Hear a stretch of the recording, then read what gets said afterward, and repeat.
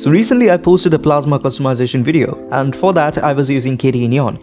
And I was really surprised with the changes that KDE has made in the system. So I was just exploring it a bit from the installation media itself. There are certain things that I find very interesting here. For example, first of all, the desktop looks a lot cleaner than usual, because most of the distributions are now starting to follow that clean experience that they are trying to provide, like the one we saw recently with Linux Mint 21.1, where we also found that the desktop was completely cleaned up rather than having all the folders up there lined up together.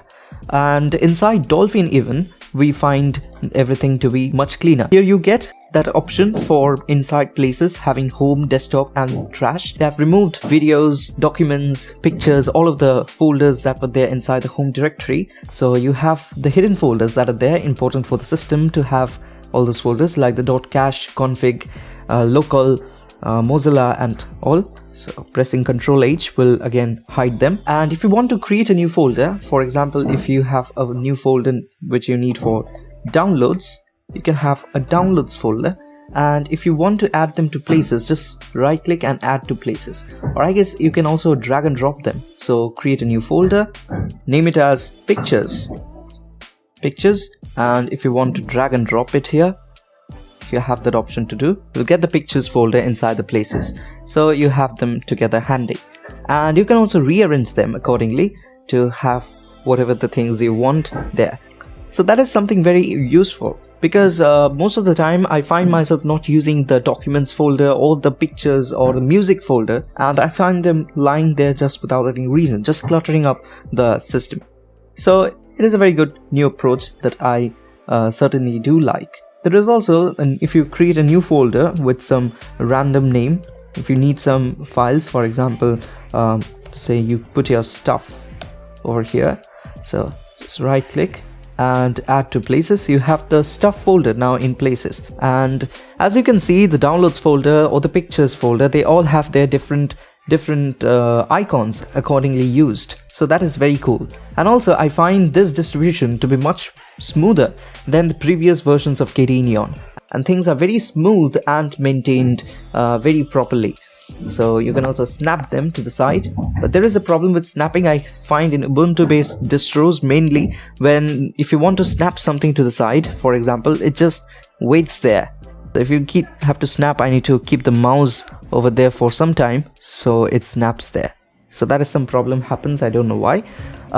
Anyway, even the animations, I find them to be very smooth compared to the previous versions that I have used. So currently whatever we are using, let us just check it out. About this system, it's using KDE 5.26 and the Plasma version is 5.26.4. and we're using obviously on X11. If you head over to appearance, you will find a lot of theming options also there. And let me just show you what are the things that you can change in Dolphin even over here. So there is a lot of customization options that are available in Dolphin, which we not generally find in other file managers. Everything here can be changed easily from here. Just right click on unlock the toolbar positions. Now you can change the toolbar to the bottom if you want here, or you can have it to one of the sides. I guess you can't do that, but anyway, you can even have it as a separate part outside the window. So some of the things that is there. Now here is the orientation that you can change. You can change it to the left side, for example. Here it will change here. Also you can choose the orientation to the top or to the bottom. There are the options that are provided. An icon size, that is default. Text positions, text alongside icons, you can go for icon only or text only. So these are the changes that you can do. So if you go to text only, you see you get the text, you get some self-explanatory menus, and if you want to go for icon only, you have the icon only option also available. So you can also disable the complete toolbar, so the toolbar will just go there, vanish. Now you can unlock the panels also here. So while you unlock the panels, the main toolbar can be again made visible from there. So lock the toolbar positions. Now let us play with the panels. Even the panels can be placed anywhere. For example, if you want to place it to the right or to the left, and if you want to enable new panels, that is also available. You can go for terminal, there are the folders panel and the information panel. So this is the complete all the panels enabled together. So you can get rid of places if you don't want. If you want the information to be shown below places, you can also do that here. If you don't want the terminal to be showing up here, you can also get rid of that. So this is how it will look. And if you want to get back to the previous one, that is also possible. So enable places, disable the folders, that's all. Does the work. Now again, we can lock the panels if we want, and we can even change the icon size. For example, go for large, or even you can go for huge. I prefer to keep it as auto resize, which enables me to have the huge when we zoom it up to the full extent with the full screen going on there, or we can even have the small icon sizes when the window is small. So that is a lot of customization options that are available. Even here, furthermore customization can be done. You can go to configure toolbars, and you can set new available tools that are there. You can compare files, you can configure Dolphin, configure keyboard shortcuts, and all of them available here. You can also have this option for invert selection. So there are so many options to choose from. I mean, so many tools to have here. So for example, if we put this select all here and click on apply, you see select on all option will appear here. Just click it and all of them will be selected. Similarly, if we go for the invert selection, if we select this folder, inverse selection will select the rest of the folders here and here. So that is some major advantage of using KDE. And the way KDE Neon is implementing this is very beautiful, which I did notice recently. And then we have inside the settings, if we go to home, you see by default it is using the light theme. You can even go for the dark theme. Click on apply and it will change to the dark version. There is a slight jitter in that. There is a slight flickering of the screen while you change to the dark mode, but I guess that level of smoothness that the developers have attained in GNOME could have been more appreciated in KDE. Anyway, there is also the option for clicking files or folders to open. You can go for open them. That is obviously selected by default.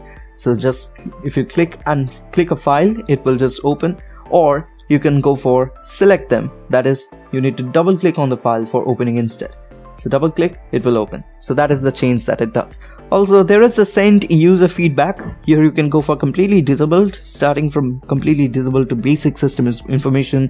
Then along with basic system information, you can go for usage statistics that can be sent, or you can go for detailed and system information and basic usage statistics, or finally you have detailed system information and usage statistics, whatever you want to share with the KDE developers for making their software better. So that is also there. And then they have also implemented the Discover software, and Discover is much better now. Previously, when I used to start Discover, it used to have this weird thing happening that a window would not appear at once like the other applications. For example, if I open Dolphin starts instantly with the animation that is there.